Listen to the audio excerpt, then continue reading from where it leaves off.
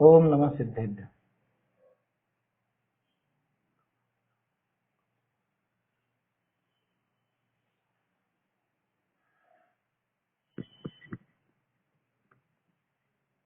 श्री जिन शासन गुरु नमो, नाना विधि सुखकार, आत्म हित उपदेश ते, करें मंगलाचार, करें मंगलाचार।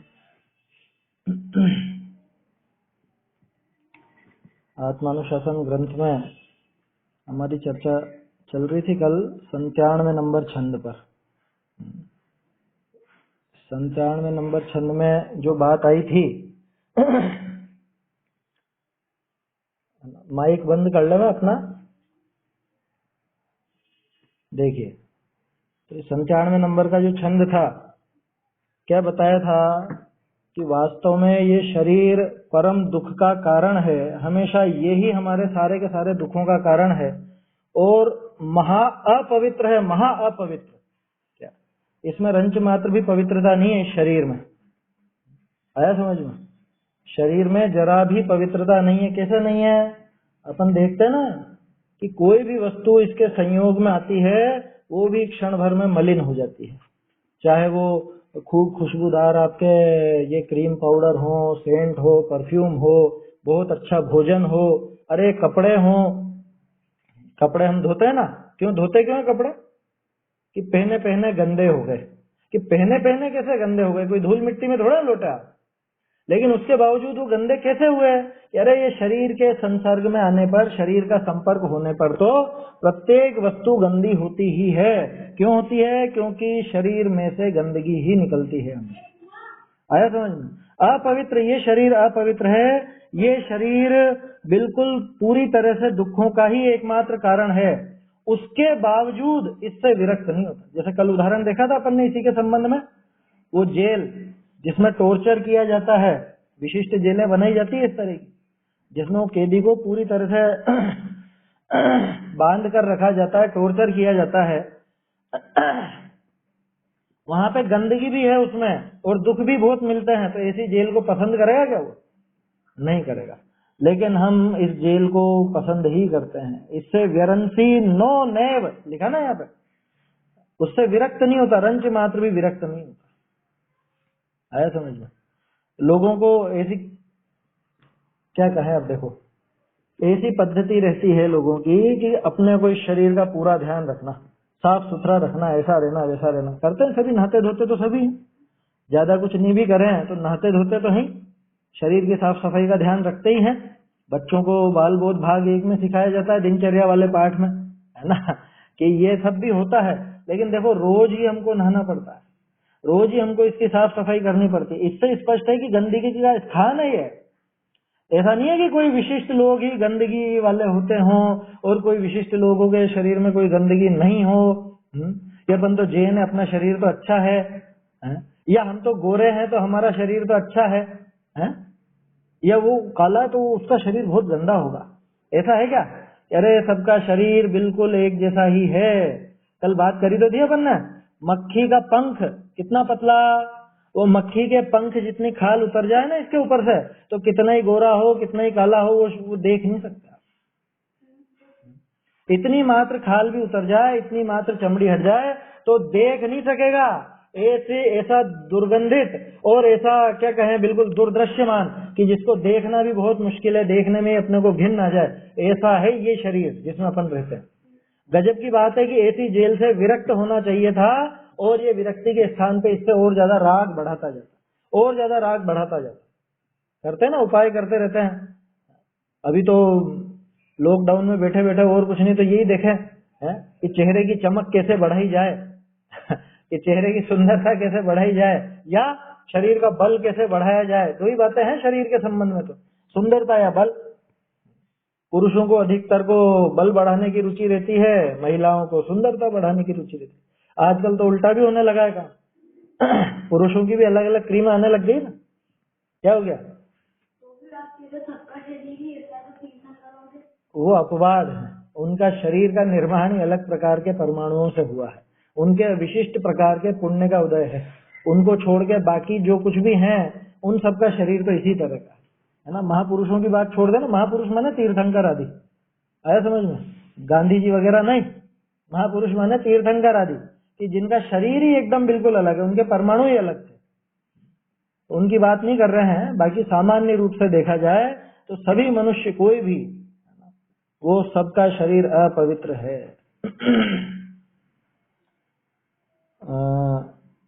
रत्नकरण शावकाचार में निर्विचिकित्सा अंग का एक छंद है, आया समझना। स्वभाव तो शुचो काये रत्नत्रय पवित्र थे। स्वभाव से जो अशुचि है, स्वभाव से जो अशुचि है, इस स्वभाव से इतना अपवित्र ये शरीर है और इस रत्नत्रय से पवित्र इसको किया गया। क्या मतलब कि मुनिराज जो रहते तो इस अपवित्र शरीर में है लेकिन तो भी परम पवित्र। क्यों? कि रत्नत्रय की पवित्रता उनके पास, मुनिराज के पास रत्नत्रय है, तो रत्नत्रय से उस पवित्र शरीर में रहते हुए निर्जुगुप्सा गुण प्रीति मता निर्विचिकित्सिता, ऐसा छंद है वो। निर्जुगुप्सा, जुगुप्सा नहीं होना, जुगुप्सा कषाय का अभाव होता है मुनिराज के, क्योंकि जानते हैं भैया सबका ऐसा ही है और ये शरीर का स्वभाव है, ये कोई इसमें मल है गंदगी है, ये कोई विभाव नहीं है इसका, ये इसका स्वभाव है।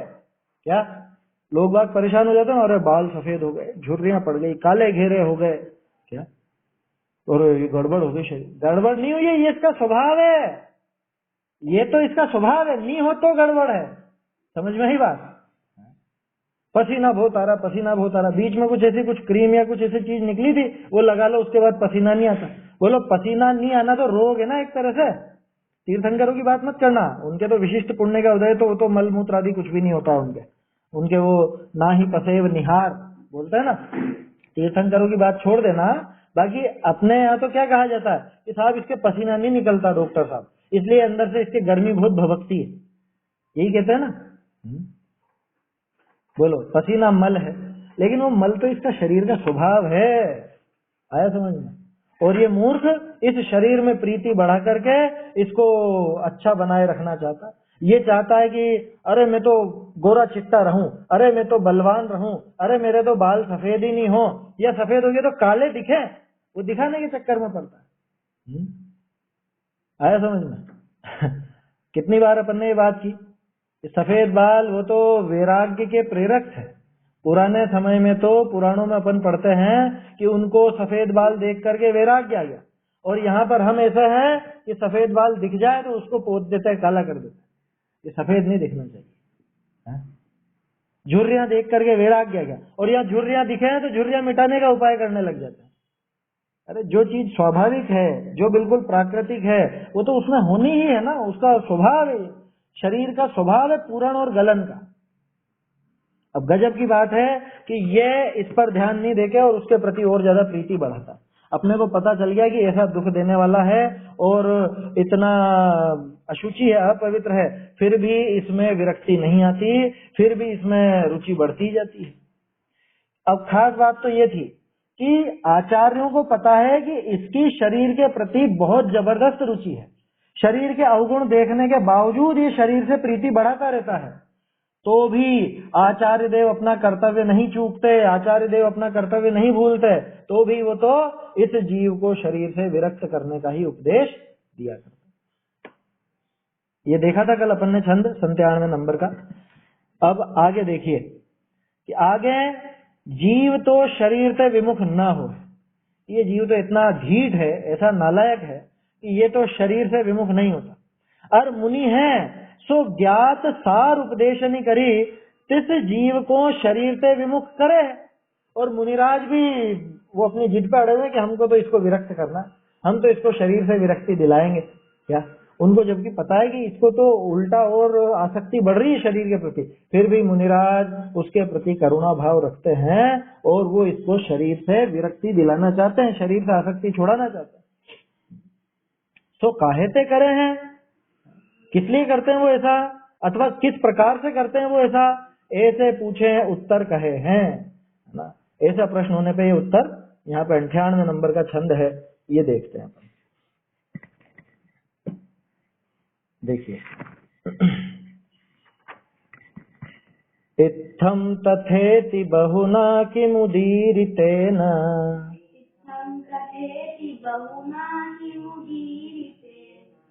भूयस्त्वयैव ननु जन्मनि भुक्तभुक्तम्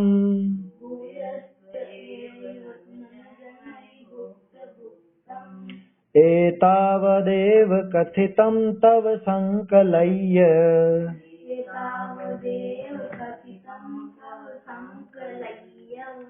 सर्वापदां पदमिदं जननं जनानाम्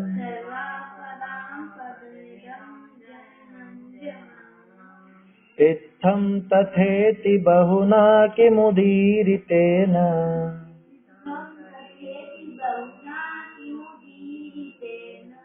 भूयस्त्वयैव ननु जन्मनि भुक्तभुक्तम्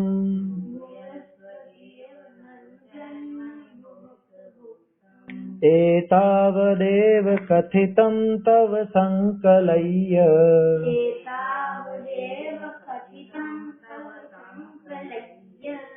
सर्वापदां पदमिदं जननं जनानाम्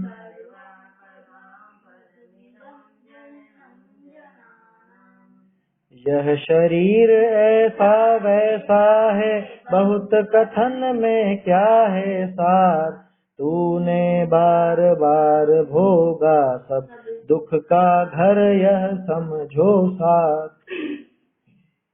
प्रश्न है क्या किसी को? आवाज आई थी बीच में। चलिए देखते हैं अपन ये छंद। इत्थम तथा इति क्या कह रहे हैं? इत्थम माने इस प्रकार का है, तथा माने उस प्रकार का है। देखो ऐसा है वैसा है ना, बोलते हैं ना। अभी इतनी देर से अपन ये देख रहे हैं, या पीछे भी ये जो 98 छंद हुए, इनमें से बहुत से छंद अपन पीछे देख चुके हैं जिनमें शरीर से विरक्ति दिलाई है, शरीर का स्वभाव दिखाया है कि ये शरीर तो इस प्रकार का है, शरीर तो ऐसा है, शरीर तो वैसा है, ये ऐसा है और वैसा है। इत्थम तथा, इत्थम माने इस प्रकार का, तथा माने उस प्रकार का। कि शरीर इस प्रकार का है, शरीर उस प्रकार का है। इति बहुना किम उदीरितेन, ऐसा बहुत कहने से क्या फायदा। किम उदीरितेन, किम माने क्या, उदीरितेन माने कहने से, बहुना माने बहुत ज्यादा। कि ऐसा बहुत ज्यादा क्या कहें, अब कितना कहें। देखो आचार्य देव भी विराम लेते हैं, वो कह रहे हैं कि अब कितना समझाएं इसको, इतना तो कह दिया। जैसे किसी को बहुत समझा दिया आपने, बहुत अच्छे से समझा दिया, कई तर्क दे दिए, युक्तियां बता दी, बहुत आपने प्रेम से उसको समझा, अब नहीं माने तो क्या कर। बहुत कहने से क्या कि भैया सार रूप बात ये है कि तू ऐसा काम कर या तू ऐसा काम मत कर, आखिर में यही कह दिया जाता है। तो यहाँ सार बता रहे हैं आचार्य देव कि बहुत कहने से क्या लाभ। भूयः, भूयः माने बारंबार, बार बार, त्वया एव, त्वया माने तेरे द्वारा, एव माने ही, ये बार बार तेरे द्वारा ही, ननु वास्तव में, जन्मनि, जन्मनि माने भवों में, जन्म में, इस जन्म में, भुक्त भुक्तम, अनेक भवों में बार बार भोगा गया है, भोगा गया, 2 बार लिखा आचार्य देव ने, भुक्त भुक्तम। ज्यादा कहने से क्या लाभ है कि ये शरीर ऐसा है और वैसा है। तेरे द्वारा ही इतनी बार, अनेक भवों में बारंबार ये शरीर भोगा गया, तो हमसे ज्यादा तो तू इस सच्चाई को जानता है, ये कहना चाह रहे हैं आचार्य देव। एतावद एव कथितम, इसलिए इतना मात्र ही हम कहते हैं, इतना मात्र ही कहा है। तव संकलय्य, क्या तेरे लिए, संकलय्य, संकलन करके, इस सब बातों का सार निकाल करके इतना ही कहना है। अभी आखिरी लाइन सबसे काम की है, ध्यान रखना। सर्वापदाम पदमिदम जननम जनानाम, सर्व आपदाम, सारी ही आपदाओं का, सारी ही आफतों का, सारी आपत्तियों का, जितने भी दुख आ रहे हैं उन सबका, पदमिदम, कि ये जो पद है, ये जो कारण है, यूं समझ लो कौन है कि ये शरीर, कि ये सारी आफतों का घर है, सारे दुखों का एकमात्र कारण, सभी दुखों का एकमात्र घर अगर कोई है तो वो शरीर है। अब इससे ज्यादा अब और क्या कहें कि ये शरीर ऐसा है, ये शरीर बहुत अशुचि है, ये शरीर हाड़ मांस मध्य, वो आया था ना, 7 धातुएं भरी हुई हैं इसमें, पीछे निकला था ना एक छंद, 60-70 के आसपास था, कहीं पर था। कि बार बार अब कितना कहें कि ऐसा है वैसा है, ज्यादा कहने से क्या फायदा। तूने खुद ने अनंत भवों में इस शरीर को बार बार भोगा है। कह रहे नहीं साहब ये वाला शरीर थोड़ी ना था, पहले दूसरा। अरे शरीर को तो भोगा ना, तू तो जिस शरीर में रहा उसी शरीर में इतनी आसक्ति रही। तो राजा के शरीर में रहा तो उसमें आसक्ति रही, और वही राजा जब वो विष्टा का कीड़ा बन गया तब उस विष्टा के कीड़े में आसक्ति हो गई उसको। तो उसमें क्या बड़ी बात है। जो शरीर मिला उसी में आसक्त हो जाता है, उसी में प्रीति बढ़ाता है। आया समझ में। तो इसलिए हम तो इतना मात्र इन सब बातों का संकलन करके इतना मात्र कहना चाहते हैं कि सर्वापदाम पदम इदम, इदम माने ये सारी आपदाओं का पद है, माने सारी ही आपदाओं का एकमात्र कारण अगर कोई है तो वो ये शरीर है। जननम जनानाम, जननम, जनन किसको बोलते हैं? जनन माने जन्म, जनानाम लोगों का, लोगों के जन्म का, या ये जननम माने ये पैदा करने वाला। कि सारी ही आपदाओं का जनक कौन है, सारी आपदाओं को पैदा करने वाला कौन है? कि ये शरीर। आप सोचिए तो सही, कल भी अपन ने बात की थी, कोई भी शारीरिक दुख हो सकता था क्या आपको अगर शरीर नहीं होता तो? ब्लड प्रेशर हाई हो जाता क्या? अरे ब्लड ही नहीं रहता तो ब्लड प्रेशर कहाँ से हाई होता? हार्ट अटैक आ जाता क्या? हार्ट ही नहीं होता तो हार्ट अटैक कहाँ से आ गया? और मेरा सिर बहुत दुख रहा है, सिर है क्या तेरा जो सिर दुख रहा है? सोचिए, वास्तव में अगर सिर नहीं हो, माने शरीर ही नहीं हो, तो कैसा सिर दर्द होगा? सिद्ध भगवान, अनंत भगवान क्यों परम सुखी है? सिद्धों की बात करें, शरीर रहित तो वही है। क्यों है वो परम सुखी? उसका एक कारण ये भी है कि शरीर नहीं है ना, तो शरीर संबंधी आदि व्याधि का नाम नहीं है। आप बोलते तो बच्चों को बुलाते हो ना, शुद्धातम है मेरा नाम। छोटे छोटे बच्चे सीख जाते हैं 2-2, 3-3 साल। जहां भूख का नाम नहीं है, भूख कब मिलती है? शरीर के साथ ही मिलेगी। जहां प्यास का काम नहीं है, प्यास कहाँ होती है? शरीर में ही होती है प्यास। शरीर है तो प्यास भी है। खांसी और जुकाम नहीं है, कोरोना का नाम नहीं है, आदि व्याधि का नाम नहीं है। न कोई आदि न कोई व्याधि, दोनों ही नहीं होंगी। आदि किसको कहते हैं? आदि माने मानसिक दुख, है ना। मुझे याद है आदि और व्याधि, तनिष्क। हाँ, व्याधि माने शारीरिक दुख और आदि माने मानसिक दुख। आया समझ में? टेंशन या वो बीपी वगैरह से संबंधित जो भी अपने वो डिप्रेशन हुआ, भावनाएं अपनी तीव्र हो रही हैं तो उस समय बीपी हाई हो गया, है, ये सब मानसिक बीमारी। शारीरिक तो अपन जानते ही हैं, फोड़े फुंसी, सिर दर्द, पेट दर्द, कुछ लग गई, चोट लग गई, है, आंखें कमजोर हो गई, ये सब व्याधि है, शारीरिक दुख है। जितनी भी बीमारियां हैं, वो चाहे कोरोना हो, चाहे वो कैंसर हो, या और भी कोई बीमारियां जो आपके समझ में आए, सब लगा लेना। ये सब तभी संभव है जब ये शरीर मिले। शरीर के बिना ये बीमारियां संभव ही नहीं है। तो इन बीमारियों से अगर दुखी नहीं होना चाहते तो क्या करना चाहिए? कि ऐसा काम करें कि जिससे आगे शरीर ही नहीं मिले। बहुत से इसका उल्टा अर्थ समझते हैं कि शरीर को खत्म कर दो। क्या मतलब? कि आत्महत्या कर लो, शरीर ही नहीं रहेगा। अरे मूर्ख है, अगला शरीर नहीं मिलेगा क्या? फिर आगे ये बीमारियां वापस चालू। बहुत से लोग ऐसे हो जाते हैं, टेंशन में आ जाते हैं, अरे कुछ समझ में नहीं आ रहा, अपन तो खत्म करो ये सब, ना रहेगा बांस, ना बजेगी बांसुरी, ना रहेगा ये शरीर, ना रहेंगे इससे संबंधित दुख। अरे भैया, ये शरीर ऐसे समाप्त नहीं होता, ये वाला चला जाएगा, दूसरा शरीर मिलेगा तत्काल। कितनी देर लगती है दूसरा शरीर मिलने में? 3 समय, अधिक से अधिक 3 समय, विग्रह गति 3 समय की मात्र। वो जो एक स्थान से दूसरे स्थान पर जन्म लेने के लिए जाता है, वो कितनी देर की? समझ में आई बात? इसलिए वो विचार तो कभी लाना ही नहीं। खैर, जैनियों को तो एकाएक नहीं होता। जैनी माने जो समझदार जैन हो, स्वाध्यायी हो, जिनको मालूम हो थोड़ा बहुत तत्व का, उसको तो ऐसा विचार कभी नहीं आ सकता। बिना पढ़ा हुआ हो, क्रियाकांड में उलझा हुआ, उसको जरूर आ जाता है। बहुत से क्रियाकांडियों को देखा इस तरह की हरकतें करते हुए। जिसको थोड़ा भी समझ है, थोड़ी भी अगर जिसको समझ है, थोड़ी बहुत स्वाध्याय की है, तो वास्तव में वो थोड़ा विचार तो कर ही लेगा। खैर, उससे मतलब नहीं है। सीधी सी बात है कि ये शरीर ही सारी आपदाओं का जनन, जनन माने जन्म स्थान, ये शरीर ही सारी आपदाओं का, सारे दुखों का, सारे कष्टों का है, एकमात्र ये शरीर ही कारण है। चाहे वो आपके शारीरिक दुख हो, चाहे मानसिक दुख हो, चाहे पारिवारिक दुख हो, चाहे आर्थिक दुख हो, कुछ भी हो, सामाजिक दुख हो, होते हैं ना कई तरह की चीजें। अरे बहुत सौ को तो समझ में ही नहीं आती, वो लोगों की इतनी ज्यादा परवाह रहती है, लोग क्या कहेंगे, लोग क्या कहेंगे। ये लोग क्या कहेंगे वाला जो दुख है, ये भी शरीर के साथ ही है। आया समझ में? सिद्धों को तो ऐसा विचार नहीं होता, अरे लोग क्या कहेंगे, देखो अनंत काल से एक ही जगह पर बैठे हुए हैं, या अनंत काल तक एक ही जगह रहेंगे, थोड़ा नीचे आते घूमते फिरते हैं, कभी कभी तो लौट करके आए ना सिद्ध भगवान भी। ये कैसा मूर्ख है, वो अपना आनंद छोड़ के क्यों आने लगे, और लोगों की परवाह उनको क्यों होने लगी। लोगों के बीच में रहने वाला वही हो सकता है जिसके भी शरीर मौजूद हो, इसलिए वो लोग क्या कहेंगे वाला दुख भी उस शरीर वाले को ही होता है। और वो तो सबसे बड़ा पागलपन है, जो लोगों की परवाह करे कि लोग बाग ऐसा कहेंगे हैं, पता नहीं लोग क्या बात बनाएंगे हैं, क्या आपने ऐसा क्यों कर दिया, ऐसा काम क्यों करा, आज तक तो किसी ने नहीं किया इस तरह का काम, आप क्यों कर रहे हो, या आपके खानदान में आज तक किसी ने नहीं करा इस तरह का, या हमारे नगर में इस तरह का काम किसी ने नहीं करा, लोग बाग पता नहीं क्या क्या बात करें। अरे लोगों की परवाह अपने को क्यों करनी, इतनी सी बात समझ में नहीं आती। लोग क्या सोचेंगे ये भी अपन सोचेंगे तो फिर लोग क्या सोचेंगे, नहीं यही बात समझ में। अरे लोगों को उनका काम करने दो, और वो कौन सोचता है किसी दूसरे की, सबको यही बीमारी पड़ी हुई है?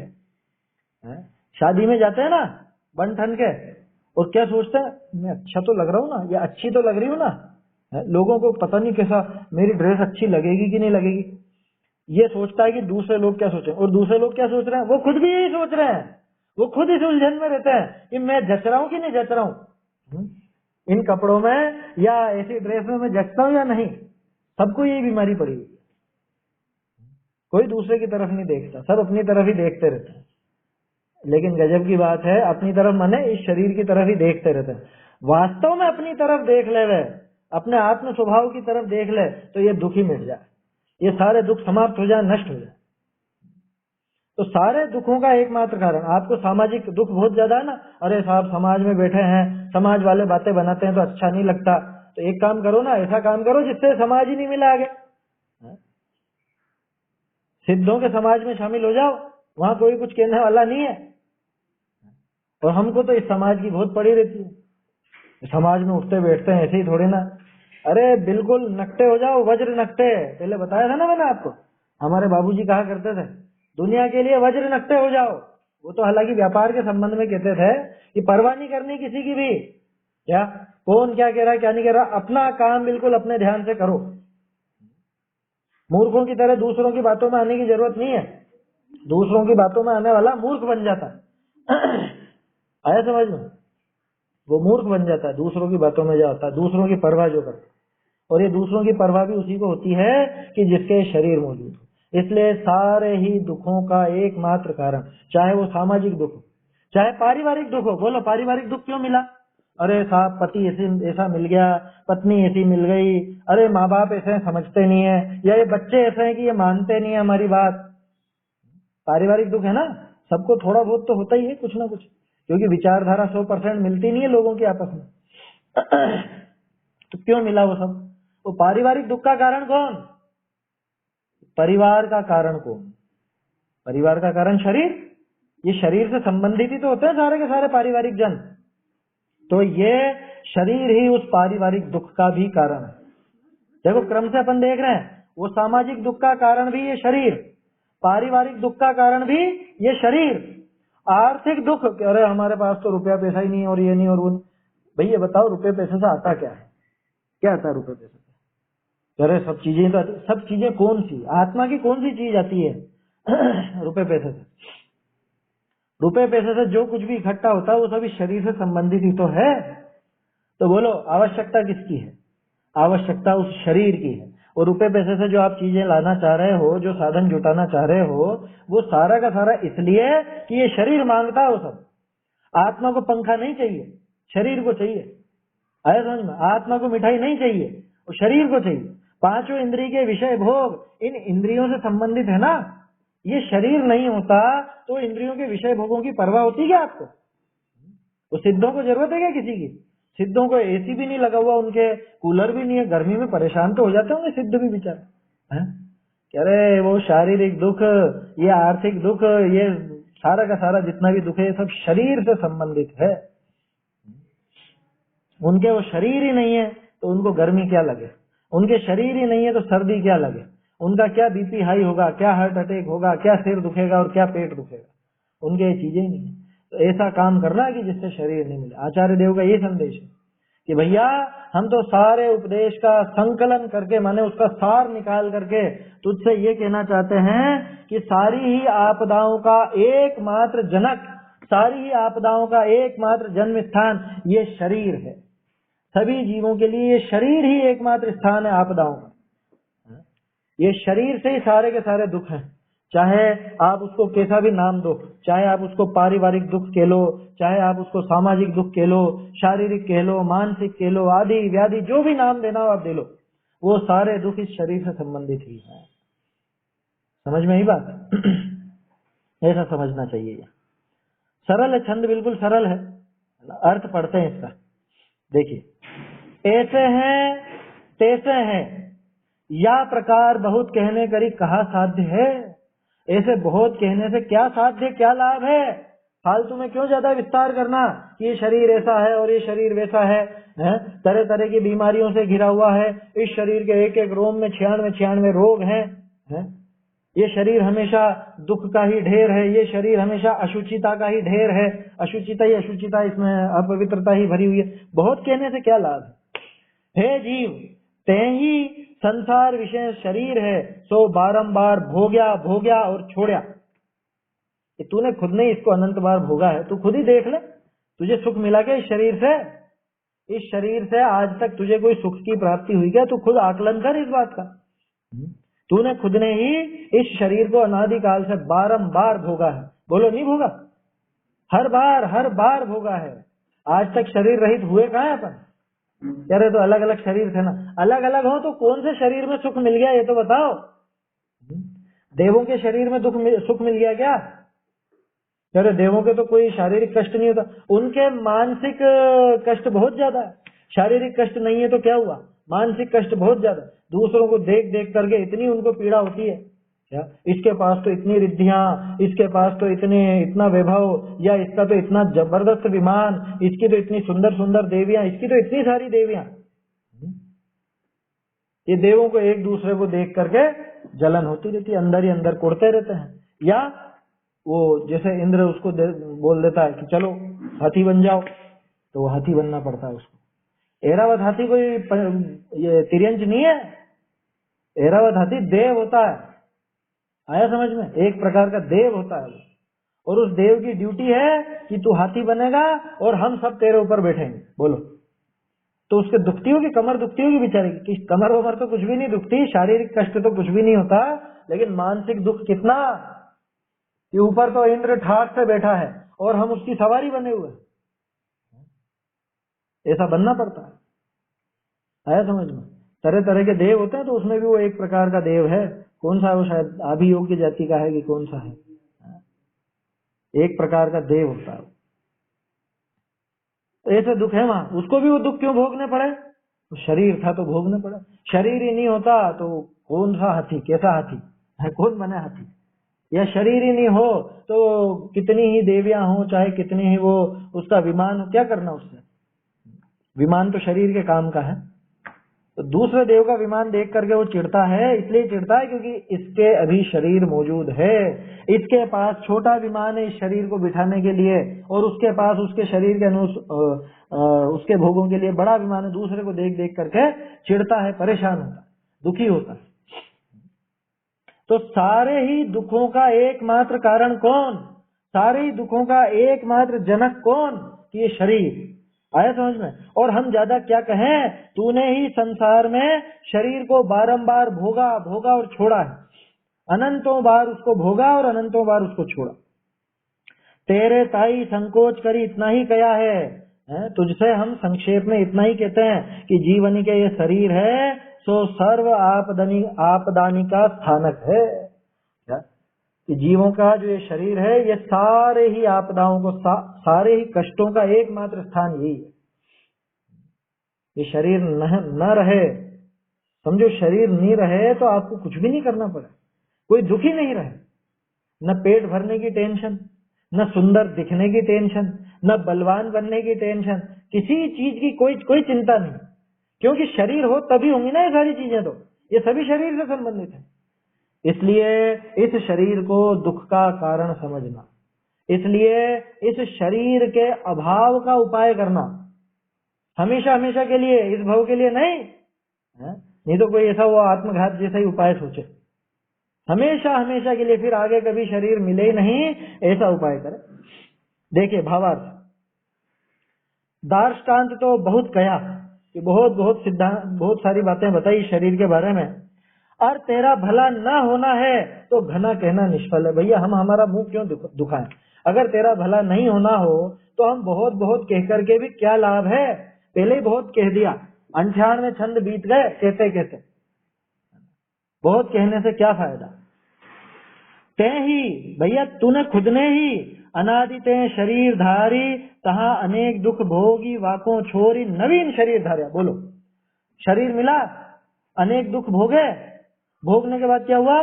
फिर नया शरीर, नया शरीर तो नई बीमारियां, नए दुख, फिर उनको भोगा, ये शरीर चला गया, फिर वापस से नया शरीर, फिर नए दुख। मतलब पूरा जीवन आज तक का, कौन सा जीवन? इस भाव का नहीं, अनंत काल जो बीत गया अपना, अनादि काल से आज तक दुखी बने हुए हैं ना, अनादि काल से आज तक दुखी तो भोग रहे हैं शरीर के माध्यम से। तो अनादि ते शरीरधारी तहा अनेक दुख भोगी, यानी अनेक दुख भोग करके वाकों छोरी नवीन शरीर धार्या, उसको छोड़ करके नवीन शरीर धारण करा। तो हम संक्षेप करी अब इतना ही कहे हैं। क्या सार संक्षेप ये है कि ये शरीर ही जन्म मरण क्षुधा तृषा रोग आदि सर्व दुखनी का स्थान है। सारे दुखों का एकमात्र कारण कौन? ये शरीर। अरे तरह तरह की टेंशन कितनी रहती है ना, कितनी बात करें, कर तो ली, कमाने की भी टेंशन, खाने की भी टेंशन, बीमारी को भगाने की भी टेंशन नहीं होती। क्यों होती है? कमाने की टेंशन किसको रहेगी? जिसके शरीर है उसी को रहेगी। अच्छा, जरूरी नहीं कि रहे, वो तो अपनी अपनी कषाय के ऊपर भी है। किसी के लोभ बहुत ज्यादा है, किसी के लोभ कम है। तो जिसके कम है वो ज्यादा दंड फंड नहीं करता, और जिसके लोभ बहुत है वो भले करोड़पति अरबपति हो गया हो तो भी उसको तो अरे और व्यापार करना, और कमाना, और व्यापार करना, और कमाना, ये दिमाग में यही चलता है। ये तो अपने अपने लोभ के ऊपर है ना। फिर भी वो लोभ भी अगर आया तो किस लिए आया? ये शरीर है तो ही आया ना है? वो टेंशन इस शरीर के कारण ही तो है ना। अभी दिख रहे हैं सबके चेहरे ऐसे उतरे हुए, बाजार में जाके देखो कि जिन लोगों की दुकानें बंद हैं या दुकान बंद करके बैठे हैं, ऐसे बिल्कुल जैसे कोई मर गया हो घर, ऐसी हालत हो रही। क्यों हो रही है? अरे कमाई नहीं हो रही, कमाई नहीं हो रही। तुझे कमाई क्यों करनी थी? अरे कमाई करके ऐसा करेंगे, वैसा करेंगे, जमाने को दिखाएंगे। मुझे तो जमाने को दिखाना है साहब, कमा करके दिखाना है। जमाने को दिखाने का भाव भी तभी आएगा जब तक ये शरीर मौजूद है। जिनके ये शरीर नहीं है उनको ये भाव ही नहीं आता, या जिनके वो लोभ कम हो गया उनको भी ये भाव नहीं आता, है ना। मुनिराज है, मुनिराज को तो बिल्कुल विकल्प ही नहीं। और जो श्रावक भी है लेकिन मंद कषाई है, थोड़े दिन पहले अपन ने बात करी तो थी, ऐसे ऐसे मंद कषाई भी हुए हैं, है ना, कि अपने पर्याप्त इकट्ठा हो गया तो वो शांति से रहते हैं, स्वाध्याय आदि करते हैं, धर्म साधन करते हैं, छुट्टी पाओ। भागचंद जी जैसे, भागचंद जी का उदाहरण बताया था ना, जबकि वो आर्थिक स्थिति उनकी अच्छी नहीं थी। मैं तो उनकी बात कर रहा हूँ जिनकी आर्थिक स्थिति बहुत अच्छी है, बहुत संपन्न है, तो उनको वो टेंशन नहीं होती, उनको लोभ कम हो गया तो। और दूसरा कि जिनकी आर्थिक स्थिति अच्छी नहीं है तो भी जिनके लोभ की मंदता है वो भी ज्यादा पचड़े में नहीं पड़ते। खैर वो तो कम पड़े कि ज्यादा पड़े, उस पचड़े में पड़ता वो ही है कि जिसके शरीर मौजूद है। सीधी सी बात ये क्या कह रहे हैं कि हम तो इतना ही कहते हैं कि ये शरीर ही जन्म मरण क्षुधा तृषा रोगादि सर्व दुखनी का स्थान है। कल भी अपन ने बात की थी, वो जो पूरा 18 दोष हैं, 18 तरह के, जन्म जरा तीर्था क्षुधा विस्मय आरत खेद है, रोग शोक मद मोह भय निद्रा चिंता स्वेद राग द्वेष और मरण जुत, ये 18 दोष ना ही हो तो अरहंत के सो छवि लायक दोष। तो अरहंतों की छूट जाते हैं, फिर शरीर नहीं रहे उनकी तो बात ही क्या। तो ये जितने भी दोष हैं, चाहे जन्म लेना हो मरण हो, जन्म का दुख किसको होगा? शरीर वाले को, बिना शरीर वाले। मरण का दुख किसको होगा? क्योंकि जन्म मरण नाम किसका है? जन्म नाम है शरीर मिलने का, मरण नाम है शरीर बिछड़ने का, है ना। और मरण शरीर बिछड़ने अकेले का नाम नहीं है, शरीर बिछड़ रहा है लेकिन अगले भाव में फिर मिल रहा है, उसका नाम मरण है। शरीर बिछड़े लेकिन अगले भाव में ना मिले, अगला भाव ही ना हो, उसको तो मोक्ष कहते हैं, उसको मरण नहीं कहते। सिद्धों के मोक्ष होता है ना, यहाँ शरीर तो छूटा लेकिन अब आगे आने वाले समय में कोई शरीर मिलने वाला नहीं है, तो हम उसको मोक्ष कहते हैं। और हमारा मरण, क्योंकि अगला भाव भी है, अगले भाव में भी नया शरीर मिल रहा, तो जन्म का, मरण का, क्षुधा, भूख, भूख क्यों लगती है? पेट है ना, इसलिए भूख लगती है। पेट क्यों है? शरीर है इसलिए पेट है, शरीर के साथ साथ ही आता है पेट, तो आया समझ में। तो क्षुधा का, तृषा का, प्यास क्यों लगती है? गला सूखता है, कि अगर गला होगा तो ही सूखेगा ना, शरीर ही नहीं रहेगा तो गला कहां से होगा, तो सूखेगा भी नहीं। तो सिद्धों को ना क्षुधा है न तृषा है, कोई रोग नहीं, शारीरिक रोग भी नहीं, मानसिक रोग भी नहीं, सारे ही दुखों का स्थानक ये शरीर है, सारे ही दुखों का जन्म स्थान ये शरीर है। इस शरीर से ही ये सारे दुख खड़े होते हैं, सारे दुख यहीं से पैदा होते हैं। तो क्या करना? शरीर छोड़ दूं, आज ही छोड़ दूं, आत्महत्या कर लूं? क्या करना? अरे भैया, शरीर तो कौन छोड़े, शरीर का ममत्व छूटता है, आया समझ में। शरीर तो बाद में जब इसका समय आना होगा तब अपने आप छूटेगा, जब आयु पूरी होनी होगी तब स्वयं ही छूटेगा, लेकिन ये शरीर तुझे छोड़े उसके पहले तू इसका ममत्व छोड़। ये कह रहे हैं आचार्य देव, ताते शरीर ते विरक्त होई, जैसे शरीर के संबंध का अभाव होई तैसे उपाय करना योग्य है। ये लाइन तो अंडरलाइन करने जैसी है। क्या है अपने करने लायक काम? कि शरीर से विरक्त होकर जैसे भी शरीर का संबंध हमेशा हमेशा के लिए छूट जाए, वो उपाय करना योग्य है, वो काम करना उचित है। कौन सा काम? कैसे हो जाएगा? सबसे पहले तो समझे शरीर से विरक्ति कैसे होती है। शरीर से विरक्ति हो जाए तो मुनि बन जाएंगे क्या सीधे ही? कि नहीं, हाथों हाथ नहीं बनेंगे। शरीर से विरक्ति धीरे धीरे आप बढ़ा सकते हो, शरीर का राग धीरे धीरे घटा सकते हो। शरीर के लिए ऐसे कोई भी साधनों का प्रयोग मत करो कि जिसमें बहुत हिंसा होती हो या जिसमें बहुत ज्यादा राग बढ़ता हो। भाई, जब ये स्वीकार कर लिया कि शरीर मेरा नहीं है, अरे ऐसा समझो, पड़ोसी है मेरा पड़ोसी, मैं उस पड़ोसी के मकान की मरम्मत करने जाऊंगा क्या? मैं उस पड़ोसी के मकान की रंगाई पुताई करने जाऊंगा क्या? या उसकी झाड़ू निकलवाऊंगा क्या? निकालूंगा या निकलवाऊंगा क्या? वो पड़ोसी के मकान की सफाई क्यों करवाऊंगा मैं? क्यों करवाऊंगा? बिल्कुल नहीं करवाऊंगा। क्यों नहीं करवाऊंगा? क्योंकि मुझे पता है वो मेरा है ही नहीं। यही बात है ना। आप क्यों नहीं पड़ोसी के मकान में झाड़ू निकलवाते हो या निकालते हो? कि वो हमारा है ही नहीं, हम क्यों निकाले? तो ये शरीर जब मेरा नहीं है तो इसकी रंगाई पुताई में है, इसकी साफ सफाई में राग घटेगा या नहीं घटेगा? बात समझ में? देखो, सामान्य शुद्धि जितना उतना काम तो होगा, क्योंकि अभी जब तक गृहस्थ दशा है तब तक वो अशुद्धि के साथ तो अपन जिनवाणी को पढ़ना पढ़ाना, मंदिर आदि जाना, ये काम नहीं करते। तो सामान्य शुद्धि जितनी क्रिया तो होगी, इसलिए श्रावक के नित्य स्नान आदि का नियम तो है। लेकिन मैं तो वो ऐसे क्रीम पाउडर लगाऊंगा, ऐसा शैम्पू लगाऊं, या ऐसी वो क्या बोलते हैं उसको, साबुन, ऐसा साबुन लेकर के जिसमें बहुत वो जानवरों की चर्बी हो या अन्य जीवों का बहुत घात हो, इस तरह के उपाय करूंगा क्या? तो पहले वो बताई थी ना आपको CD BWC वाली, ब्यूटी विदाउट क्रुएल्टी, कैसे कैसे बनते हैं सौंदर्य प्रसाधन। उसको देखने के बाद या ये पता चलने के बाद कि इस तरह से ये हिंसक उपायों से ये चीजें बनती हैं, तो इन वस्तुओं का उपयोग मैं शरीर के लिए कर लूंगा। जब मुझे पता चल गया कि ये शरीर बिल्कुल मुझसे भिन्न है, न्यारा है, एक बात। दूसरी बात, न्यारा है उसके अलावा दुखों का कारण यही है, तो इसके पोषण में, इसको सुंदर बनाने में, इसको बलवान बनाने में कोई ऐसी चीजों का काम लूंगा क्या मैं जिसमें बहुत ज्यादा हिंसा होती हो? देखो, जब तक गृहस्थ दशा है तब तक शरीर को रखने का भाव तो आएगा, लेकिन उसके पीछे इतना भाव तो टूट जाएगा ना कि जिसमें बहुत ज्यादा हिंसा होती हो, ऐसी चीजों का राग तो टूटेगा या नहीं टूटेगा? तो विरक्त होना, इस शरीर से विरक्ति क्रमशः आती, क्रमशः। क्या? जैसे पहले सामान्य रूप से अपन ने ऐसा विचार कर लिया कि ये शरीर रहे तो रहे, न रहे तो न रहे, लेकिन इसके लिए मैं बहुत हिंसक जो है, बहुत हिंसक दवाइयां या बहुत हिंसक वो वैक्सीन वगैरह जिसमें संगी पंचेंद्रीय जीव का घात होता है, उसका मैं उपयोग नहीं करूंगा। ये तो विरक्ति ले सकते हैं। तो दूसरी दवाइयां नहीं लेते होगा कि उन दवाइयों का इस्तेमाल करूंगा, मुझे विकल्प होगा तो कि जिन दवाइयों में ऐसे प्राणियों का घात ना हो। आया समझ? ये राग टूटा ना। और ज्यादा राग टूट जाता है तो फिर तो वो दवा आदि नहीं लेते हैं। जैसे मुनिराज है, मुनिराज कोई दवा वगैरह नहीं लेते हैं। क्यों? कि उनको तो 3 कषाय चोकड़ी का राग टूटा है। आया समझ में? तो राग तो क्रमशः इस तरह से घटाया जा सकता है।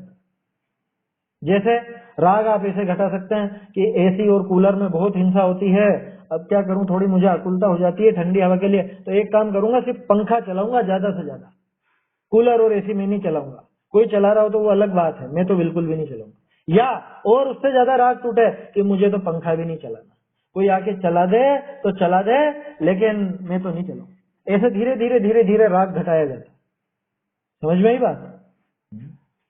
तो ये तो 2 उदाहरण लिए हैं अपन ने, ऐसे और भी आप उदाहरण लगा सकते हैं, है ना। ओढ़ने पहनने का शौक है, ठीक है साहब, अब शरीर है, गृहस्थ हैं तो ओढ़ने पहनने का भी शौक है, लेकिन इतनी हिंसक सामग्री तो हम नहीं ओढ़ेंगे पहनेंगे जिसमें पंचेंद्रीय जीवों का घात होता हो, दूसरे बहुत से जीवों का, त्रस्त जीवों का घात होता हो।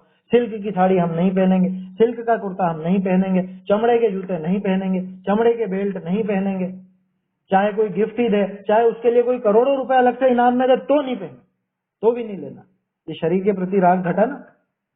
खाने का भाव आता है ना, भूख लगती है, खाने का भाव भी आता है, अभी गृहस्थ है तो, लेकिन शरीर के प्रति इतना राग तो घटा है कि जो बड़े बड़े अभक्ष्य वो नहीं खाऊंगा, बाजार की बनी हुई चीजें नहीं खाऊंगा, घर की बनी हुई वस्तुएं ही खाऊंगा, और उसमें भी घर की बनी के अलावा जो जमी कंद है, आलू प्याज इत्यादि, वो तो बिल्कुल भी सेवन नहीं करूंगा, द्विदल आदि का सेवन बिल्कुल नहीं करूंगा। इतना तो आसानी से हो सकता, ये राग घट गया। ये शरीर का राग जिसको घट जाए, ये विरक्ति का तरीका है, इस तरह से विरक्त हुआ जाता है। एकदम से कोई मुनि बनने की नहीं कह रहे आचार्य देव, वो तो शुरू से ही कहता है कि भैया चिंता मत कर, हम तेरा घर नहीं छुड़ाएंगे, हम तेरा व्यापार धंधा नहीं छुड़ाएंगे, हम तो तेरी सुकुमार क्रिया करेंगे। ऐसा कहा था ना, आचार्य देव के शब्द थे, सुकुमार क्रिया करेंगे। तो वो ये सुकुमार क्रिया ये है कि तू एक काम कर, थोड़ा थोड़ा तो घटा, पूरा राग मत घटा भले, लेकिन थोड़ा तो घटा, हमारे जितना तो तेरा नहीं घटेगा। आचार्य कह रहे हैं, मैं नहीं कह रहा हूँ, है ना। मुनिराज क्या कह रहे हैं, 3 कषाय चोकड़ी का भले ना घटा पाए, लेकिन कम से कम तू 1 कषाय चोकड़ी तो जितना घटा, या वो भी नहीं घट रहा है तो कम से कम पहले तू राग घटाने का प्रयास तो कर।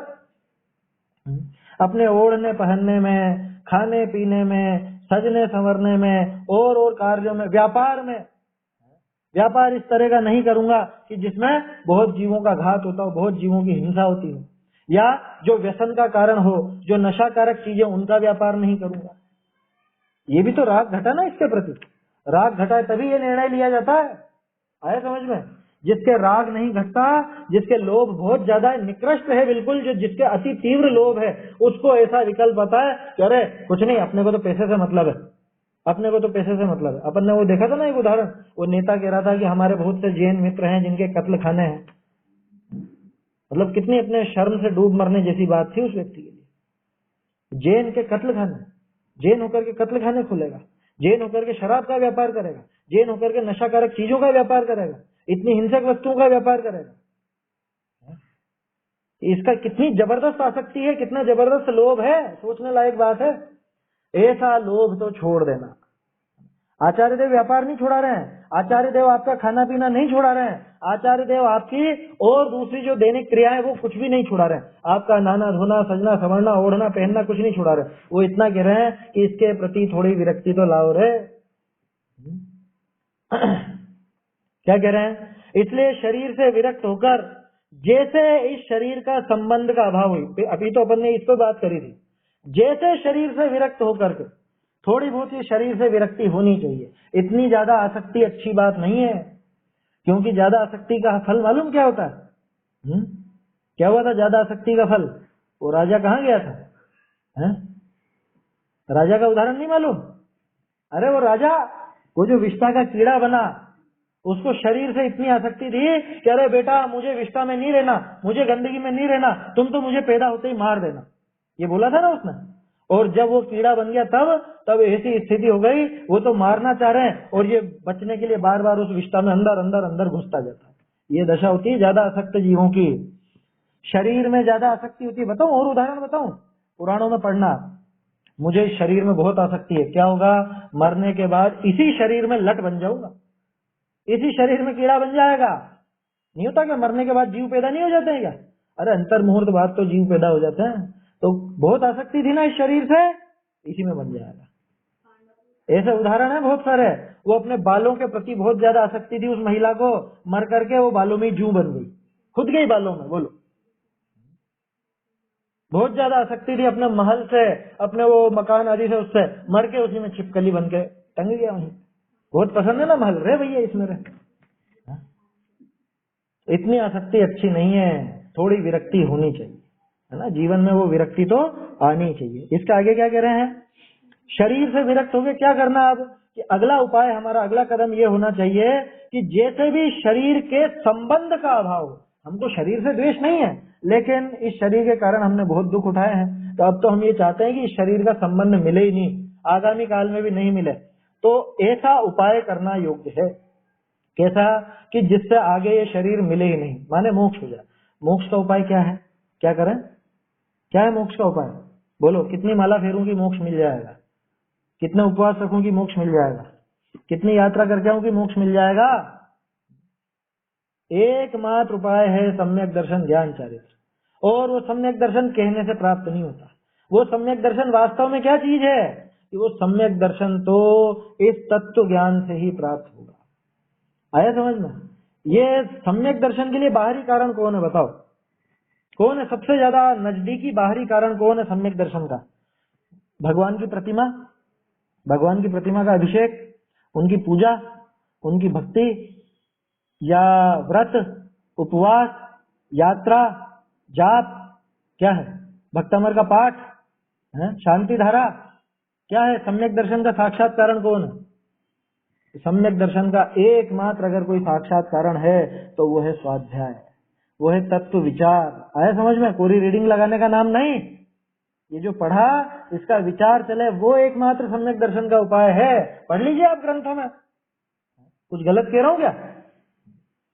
वहां विचार करके देखिए, सम्यक दर्शन और किसी से नहीं होता, किसी में सम्यक दर्शन की गारंटी नहीं। अभी आने वाला 260 नंबर पेज आएगा मोक्ष प्रकाशक में, बाहर से बहुत देव गुरु शास्त्र आदि की प्रतीति करे, बहुत शास्त्रों का अभ्यास करे, या बहुत वो व्रत तप उपवास आदि करता रहे, वो तो सम्यक दर्शन का अधिकारी नहीं। और ये तत्व विचार करने वाला एकमात्र यही सम्यक दर्शन का अधिकारी, तत्व का अभ्यास करने वाला, स्वाध्याय आदि करने वाला, ये सम्यक दर्शन का अधिकारी है। बाकी किसी को सम्यक दर्शन का अधिकारी नहीं था। तो सारभूत बात क्या निकली कि सबसे पहली बात तो शरीर से थोड़ी सी विरक्ति होनी चाहिए। भैया जीवन निकल गया ये शरीर की विरक्ति में, अनादिकाल से आज तक दुखी होते आए, दुख उठाते आए, अब तो थोड़ी विरक्ति होना अपने को कि नहीं। इस शरीर से विरक्त होकर जैसे शरीर के संबंध का अभाव हो तैसे उपाय करना योग्य है। एकमात्र वही उपाय योग्य है, अन्य कुछ भी योग्य नहीं है। बाकी सब कुछ अपने करने लायक नहीं है। क्यों कि अगर दुखी हो और दुख से बचना चाहते हो तो यही उपाय है और कोई उपाय नहीं, ये उपाय करना चाहिए, है ना। समय भी हो गया अपना, ये छंद भी पूरा हो गया। अब अगला छंद आएगा गर्भावस्था के दुख। बढ़िया छंद है बहुत, कि कैसी गर्भ में दशा रही। मतलब आश्चर्य कीजिए आप, अन्य मतों में जहाँ पे लोगों को पता तक नहीं था, अन्य मतों में जहाँ पे अभी ये सोनोग्राफी के बाद जो चीजें स्वीकार करने लगे, सोनोग्राफी की मशीन आई उसके बाद स्वीकार करने लगे, अपने आचार्य देव 1200 साल पहले वो बातें लिख करके गए जो लोगों को मालूम तक नहीं पड़ती थी। देखेंगे, कल आएगा ये छंद, कल चर्चा करेंगे इस 99 नंबर के छंद की, है ना। अभी तो समय हो गया है, एक बार ये छंद बोल लेते हैं। हाँ बोलिए। हाँ नहीं नहीं, भूमि पूजन में लोक मूर्ता जैसी बात नहीं है। अब उस भूमि पूजन के नाम पर आप क्या क्या कर रहे हो उसमें, उससे फर्क पड़ेगा। भूमि पूजन नहीं होता, असल में भूमि शुद्धि होती है ना। उसी को भूमि पूजन नाम दे दिया जाता है। भूमि भूमि का क्या पूजन होगा, वो तो शुद्धि की जाती है कि भाई यहाँ मंदिर बन रहा है तो उसकी साफ सफाई, या जो भी समझ लो पहले की कोई अशुद्धि हो वो सब ऐसे सफाई करके, और कुछ जो भी उसकी विधि रहती है मंत्र आदि के द्वारा भी वो सारी की जाती है। उसमें कोई ऐसी लोक मूर्ता वाली बात नहीं। बाकी उसके माध्यम से कुछ और मंत्र तंत्र करने लगे, कुछ ऐसा विशेष कर्म कांड बढ़ा ले तो ग्रहित मिथ्या तो जरूर आ सकता है। चलिए ये छंद बोल लेते हैं अपन। यह शरीर ऐसा वैसा है, बहुत कथन में क्या है सार, तूने बार बार भोगा सब दुख का घर यह समझो सार। चैतन्य का स्मरण प्रतिक्षण ही करो रे, भव के अनंत दुख को क्षण में हरो रे। अक्षय अनंत निज सौख्य निधान पाओ, गाओ अरे नित इसी के गीत